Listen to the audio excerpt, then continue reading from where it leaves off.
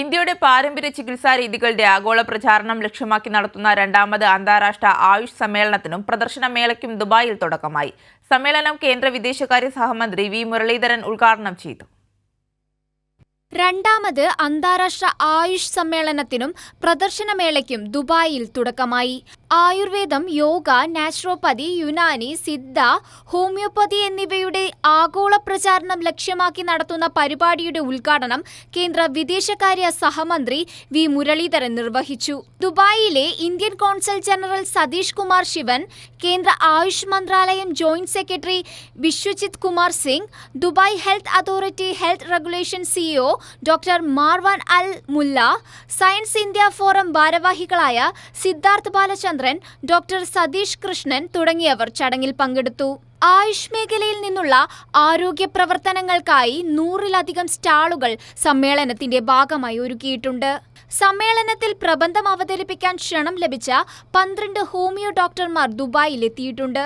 The institute of homeopaths state vice president doctor Unnikrishnan, coordinator doctor Ashwin Panicker എന്നിവരുടെ നേതൃത്വത്തിലാണ് 12 സംഘം സമ്മേളനത്തിൽ പങ്കെടുക്കുന്നത്.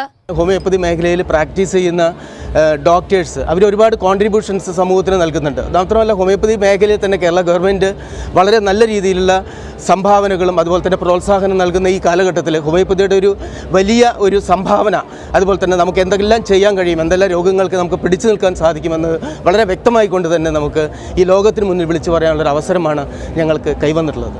ഇപ്പോൾ മാറാരോഗങ്ങളുടെ ഒരു കാലഘട്ടമാണ്. മാറാരോഗങ്ങളിൽ ആയുഷിൻ്റെ പ്രാധാന്യത്തെക്കുറിച്ചാണ് ഇവിടെ പ്രധാനമായിട്ടും നമ്മളുടെ ഈ വന്നിരിക്കുന്ന പ്രതിനിധി സംഘം അവരവരുടെ മേഖലയിൽ പ്രാധാന്യം തെളിയിച്ച പോസ്റ്റർ പ്രസൻറ്റേഷനും പേപ്പർ പ്രസൻറ്റേഷനുമായിട്ട് ചെയ്യുന്നത്. കേരളത്തിലെ ഏറ്റവും വലിയ സംഘടനയായ the institution of homeopaths Kerala എന്ന IHK ഇതിന് അസോസിയേറ്റ് പാർട്ട്ണറായിട്ട് നമ്മളൊരു ടീമായിട്ട് ഇവിടെ വന്ന് ഈ ആയുഷിൻ്റെ ഭാഗമായി ചേർന്ന് ഈ പരിപാടിയോടൊപ്പം ചേർന്ന് നിൽക്കുകയാണ്.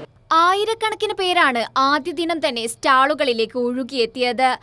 ക്ഷണിക്കപ്പെട്ട വ്യക്തികൾ നേതൃത്വം നൽകുന്ന 50-ലധികം ചർച്ചകളും 300-ലധികം ഗവേഷണ പ്രബന്ധങ്ങളുടെ അവതരണവും സമ്മേളനത്തിന്റെ ഭാഗമായി നടക്കും.